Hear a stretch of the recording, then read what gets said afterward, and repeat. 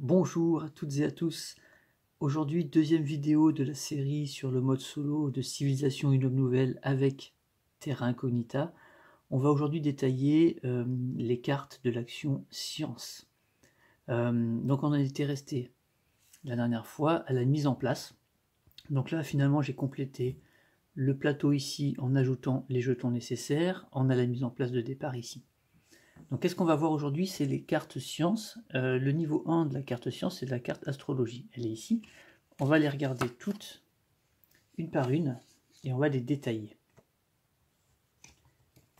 Alors, donc voilà les cartes sciences. La science, ça sert à quoi dans Civilisation? Ça sert à justement faire évoluer nos cartes, monter de niveau pour qu'elles soient de plus en plus fortes. Alors, il y a en fait dans le jeu, il y a un cadran de technologie. On démarre la partie en le mettant à 0. Voilà. Et on va le faire progresser au fur et à mesure qu'on va jouer une carte science. Et à chaque fois que le marqueur va passer sur un changement de niveau ici, on va faire évoluer une carte en niveau 2, en niveau 3, puis en niveau 4. D'accord? Donc la première carte pour l'automa, la carte d'astrologie, qu'est-ce qu'elle nous dit? Elle nous dit tout simplement qu'on avance le cadran de tech de 5 crans. Donc techniquement, on ferait passer de 0 à 5 ici. Et donc en arrivant au 5, on est passé par un niveau 2. Donc ça veut dire que l'automa va augmenter une de ses cartes au niveau 2. Alors comment on choisit ça? Tout simplement, j'ai mis un petit rappel ici. Je vais attendre que la mise au point se fasse. Donc quand l'IA atteint ou dépasse un niveau sur son cadran de tech, on choisit aléatoirement parmi ces cartes de niveau le plus faible pour savoir laquelle on améliore. Parfois on en améliore plusieurs.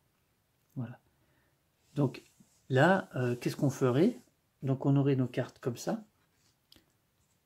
On choisirait parmi les cartes les plus faibles, donc elles sont toutes de niveau 1, donc elles sont toutes les plus faibles. Ben, tout simplement, on tire au sort, on lance un dé, ben là on peut lancer un D6, et le résultat du dé nous indique quelle carte améliorer, tout simplement.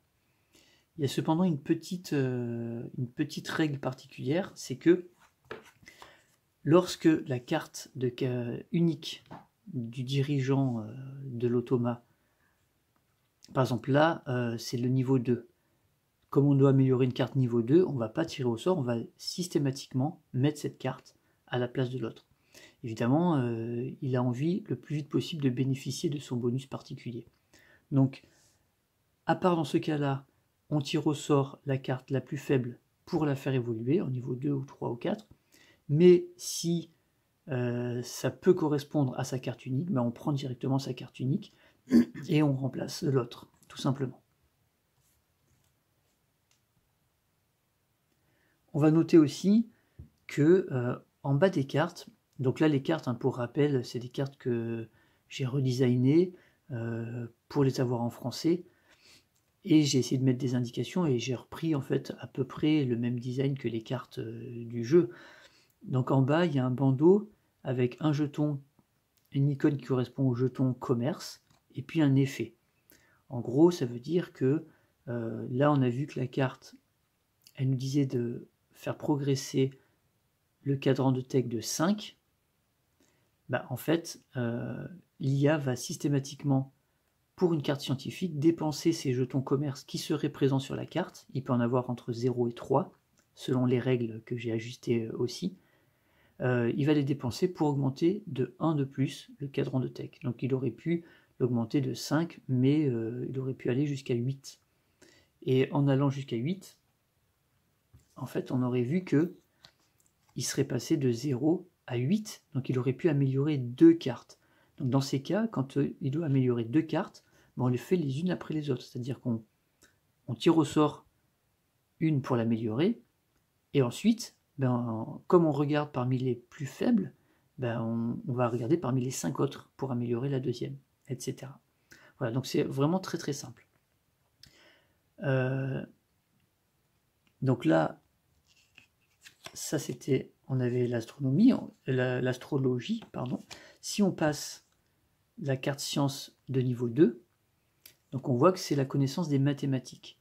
Donc qu'est-ce qu'elle change? La connaissance des mathématiques, elle avancera aussi le cadran de tech de 5 comme l'autre, ça ne change pas, mais par contre, avant, elle va placer un jeton commerce qu'on prend dans la réserve sur une des cartes de l'IA.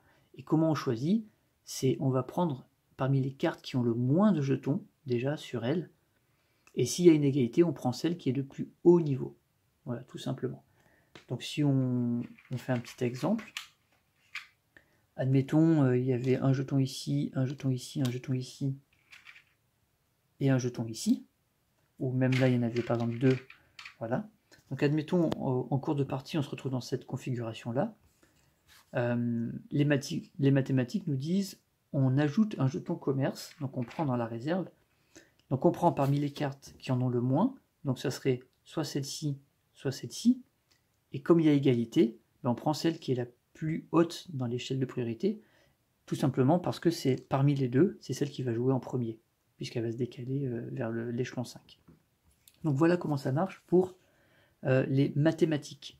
Donc c'est très simple, hein, il y a juste cette action en plus. Ce qui pourrait être sympa aussi, ça serait peut-être de comparer avec les cartes du joueur. On va faire ça, tiens, j'avais pas prévu, mais on va le faire, ça peut être intéressant.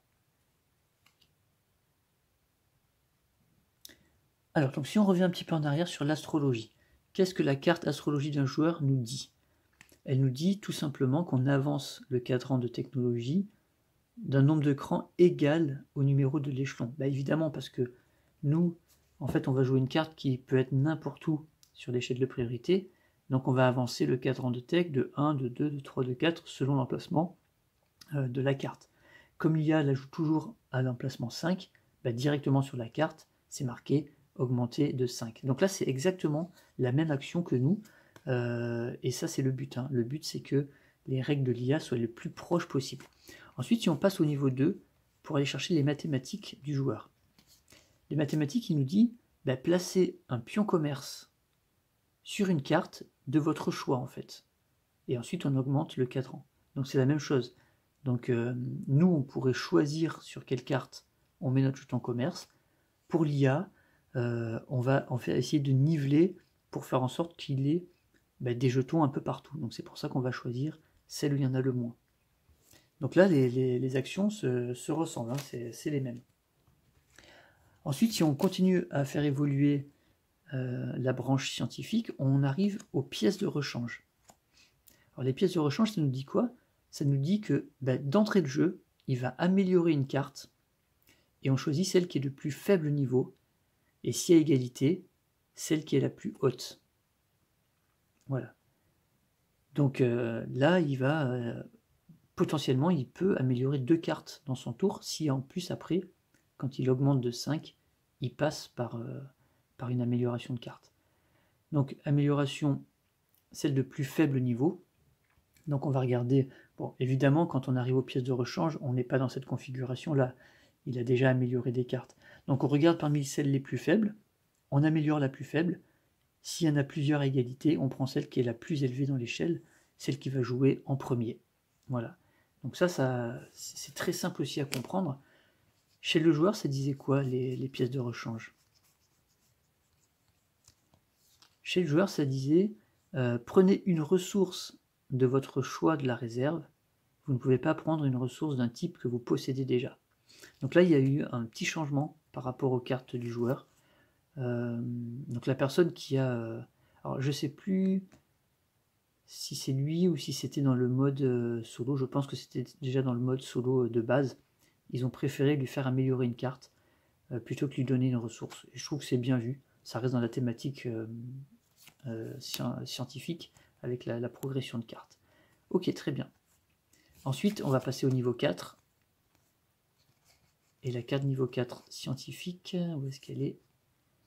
Elle est là, c'est l'énergie nucléaire. Alors là, il y a une petite différence aussi, on va voir ça ensemble. Et on va commencer par celle du joueur. L'énergie nucléaire, pour pas que ce soit trop fort, ce qu'ils ont fait, c'est que uniquement quand on résout cette carte à l'échelle 5, ok, on choisit une case, et sur cette case et les cases adjacentes, on détruit tous les pions non renforcés, Donc ceux qui sont comme ça, hein, c'est les territoires en fait. Après on peut les renforcer et là on peut tout simplement considérer par exemple thématiquement que c'est des jetons où il y aurait peut-être des défenses antiaériennes, donc on ne pourrait pas envoyer des avions au-dessus de ce territoire par exemple, ou alors avec des protections plus sophistiquées.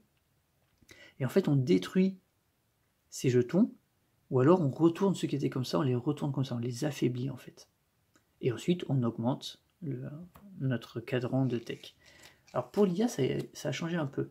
Pour le joueur, on a fait ça parce que ceux qui connaissent Civilization 6 savent que quand on arrive à la bombe atomique, ça devient un carnage. Ça devient un carnage, on balance ça sur les villes adverses et tout, c'est du n'importe quoi. Et là, ils n'ont pas fait ça, ils n'ont pas touché aux villes, ils ont juste touché aux jetons territoire. Par contre, pour l'IA, c'est l'inverse. L'IA, on revient sur quelque chose de plus violent, c'est que lui, quand il joue sa carte énergie nucléaire, on nous demande à chaque autre joueur de détruire une de ces villes, donc hormis la capitale évidemment, et puis tous les pions contrôle adjacents, qu'ils soient renforcés ou non renforcés. Donc là on enlève carrément une ville, c'est assez violent quoi. Donc voilà comment ça fonctionne. Donc pour les cartes scientifiques, c'est quand même relativement simple, hein. Vous voyez, il suffit d'avancer sur le cadran de technologie.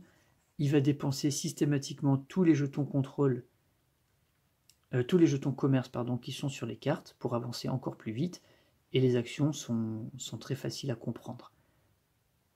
Voilà, donc là il n'y a rien de spécial à dire de plus par rapport à ça. Dans la prochaine vidéo, on va s'intéresser aux actions culturelles. C'est très simple aussi à mettre en place et à comprendre. Donc ça sera une vidéo qui sera assez courte aussi. Donc je vous dis à la prochaine dans la prochaine vidéo sur la culture. Et à bientôt. Ciao.